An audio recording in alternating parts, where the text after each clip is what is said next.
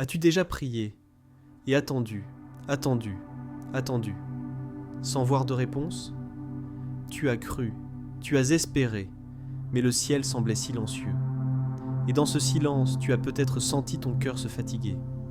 Écoute bien, la patience n'est pas une faiblesse, c'est une force. La patience, ce n'est pas rester immobile. C'est tenir ferme quand tout te pousse à abandonner. C'est croire que si Dieu tarde, ce n'est jamais parce qu'il a oublié, mais parce qu'il prépare quelque chose de plus grand. Quand le temps devient un test, la patience est l'un des fruits les plus difficiles à porter, parce qu'elle touche notre plus grande blessure, l'attente. Abraham a attendu 25 ans avant de voir Isaac naître. Joseph a attendu plus de 10 ans avant que son rêve se réalise. Anne a attendu des années avant de tenir Samuel dans ses bras. Le problème n'est pas que Dieu tarde. Le vrai problème, c'est que nous voulons tout de suite. Nous vivons dans une génération du fast food, fast internet, fast réponse. Mais le royaume de Dieu fonctionne autrement. Il travaille dans le temps. Il mûrit nos bénédictions comme un fruit. Et ce temps n'est pas une punition, c'est une préparation. La patience forge ton caractère. Chaque attente devient un feu qui purifie ton cœur. Sans patience, tu perds la paix, tu perds la foi, tu prends de mauvaises décisions. Combien de fois avons-nous brisé nos propres bénédictions par impatience? Sarah a voulu aider Dieu en donnant Agar à Abraham, et elle a récolté des complications.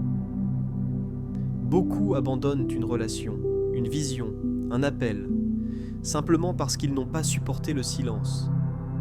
Mais la patience n'est pas une punition, elle est un bouclier.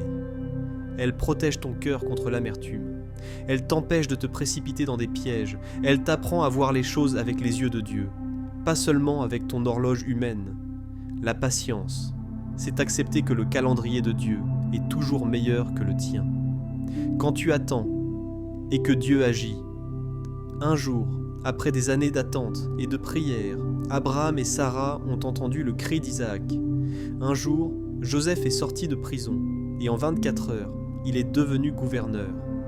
Un jour, Anne est sortie du temple en tenant Samuel, celui qui allait changer l'histoire d'Israël.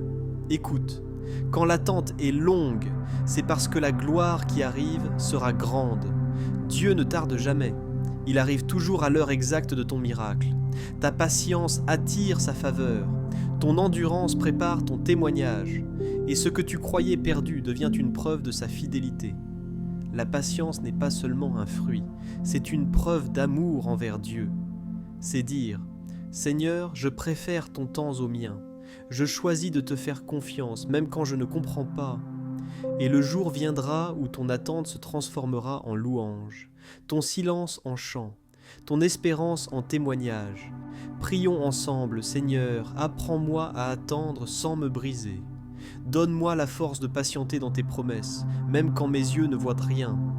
Fais de moi un arbre qui porte ce fruit précieux de la patience, et que dans mes attentes, je sois un témoignage de foi, de confiance et de persévérance. Au nom de Jésus, Amen.